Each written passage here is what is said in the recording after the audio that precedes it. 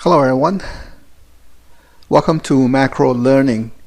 This is the first video in the organic chemistry series.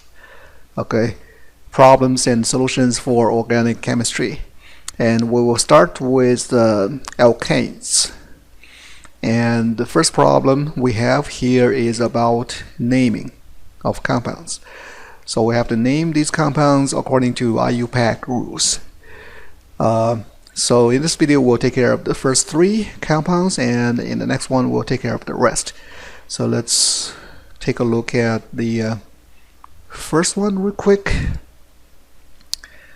So how do we go about naming an alkane molecule? It's simple. First we just pick the main chain. The main chain is the longest carbon chain. The carbon chain that has the largest number of carbons throughout the molecule. So for this molecule, to me, the main chain would be like this. It's got 8 carbons. So for 8 carbon, what do we call it? What's the name for 8 carbon alkane? It's gonna be octane, right? Octane. And next step would be to pick the substituents. Substituents, where are they? There's this one, and that one. 3 of them. So one ethyl group, and 2 methyl groups, right? So next, what we have to do is to assign numbers to these substituents. To do that, we have to go along the main chain and go 1, 2, 3, 4 like that, or from the other side go 1, 2, 3, 4 like that. And the answer is that we'll go from this end 1, 2, 3, 4, 5, 6, 7, 8, because this way the first substituent that we see along the main chain will receive the lowest possible number, right? The first substituent has got the lowest number, which is 3 in this case. And these 2 methyl groups will have a number of 4. If we start from the other side, then the first substituent will have a carbon number of 5, so it's not the preferred way of numbering. Okay, so here we have the main chain, substituents, and the carbon number for the substituents. What we can do next is simply put them together. So we call the substituent first, which is ethyl on carbon 3, so we say 3 ethyl. And 2 methyls, and so do we say 4 methyl and 4 methyl? We don't do it that way, we just put them together. We say dimethyl, di meaning there are 2 of them connected to the same carbon. So, but for the number, we do repeat the number 4, 4 twice, right? Di meaning 2 of them on the same carbon. Methyl, octane. This dimethyl octane, that's one word. No space, no hyphen, nothing. So 3 ethyl, 4, 4 dimethyl octane. Alright. Okay, the next one. And let's go ahead and pick the main chain for this molecule. I think there are 2 possibilities. Let me make a copy of the structure real quick. Here we go. So the main chain could either be this straight chain here, or could be this.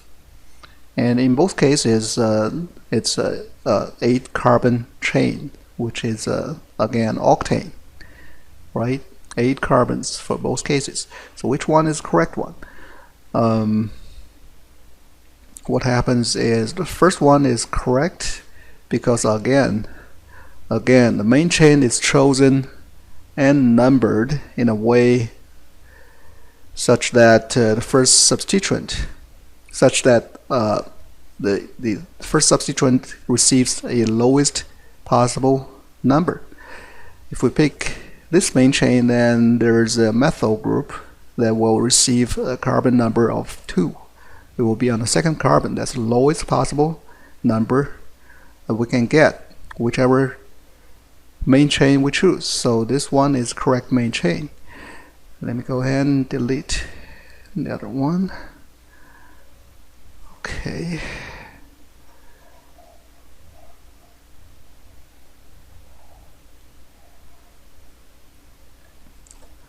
Alright, so now the substituents will be, let me change the color. Here, here, and here. So 2 methyl groups, and this group, what do we call it? It's a butyl, but because the connectivity is on the second carbon, it's a secondary butyl group.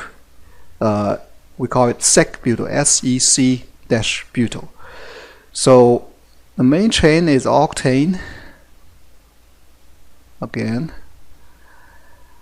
and these are the substituents. So how do we number the substituents? Again, we'll start from this end, because again, that's the way to make sure that the first substituent receives the lowest number, which is carbon number 2 for this methyl. So this is number 2. Use this same color here. 2, 3, 4 for this sec-butyl group, and 6 for this methyl group, right? So it's 2,6-dimethyl, right? 2,6-dimethyl,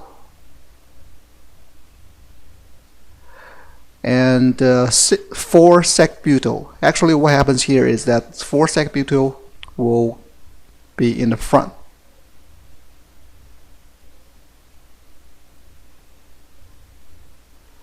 Be in front of the methyl. Why? Alphabetical. So alphabetical order wise, butyl has got higher priority than methyl. So butyl goes first. Dimethyl octane. Period. Right? 4-sec-butyl, 2,6-dimethyl octane. Alright. Okay, the last one for today. Where's the main chain for this molecule? Now, I will say it's more than likely this. Alright, doesn't matter which methyl you include. It doesn't make any difference. These two are just equivalent. Okay, so it's a longest chain that you can find in the structure. It's got 7 carbons. Okay, for 7 carbons we call it heptane. Heptane. Okay, now where are the substituents? I've got one here, here, and don't forget about this one here. So 4 of them, they're all methyl groups. And what about the numbering for these 4 methyl groups? How do we do the numbering?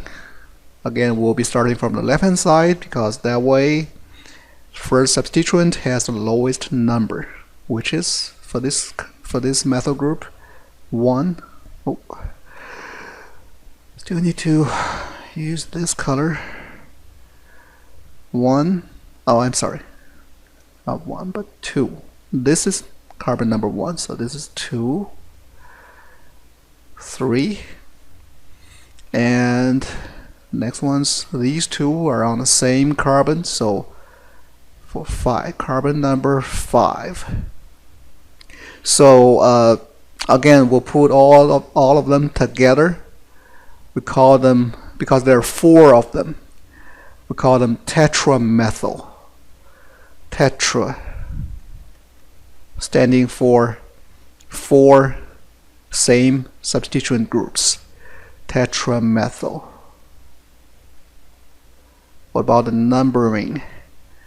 2, 3, 5, and 5, right? 2, 3, 5, 5 dash tetramethyl. That's the way we do for same substituents along the chain. We don't just repeatedly say 2-methyl, 3-methyl, 5-methyl, and 5-methyl. We don't do that. Rather, we will just simplify it by using a tetra and putting all the numbers in front. So tetramethyl heptane, again, methyl heptane, one word, no space, nothing. 2355 tetramethyl heptane. That's it. Okay, thank you very much. See you next time.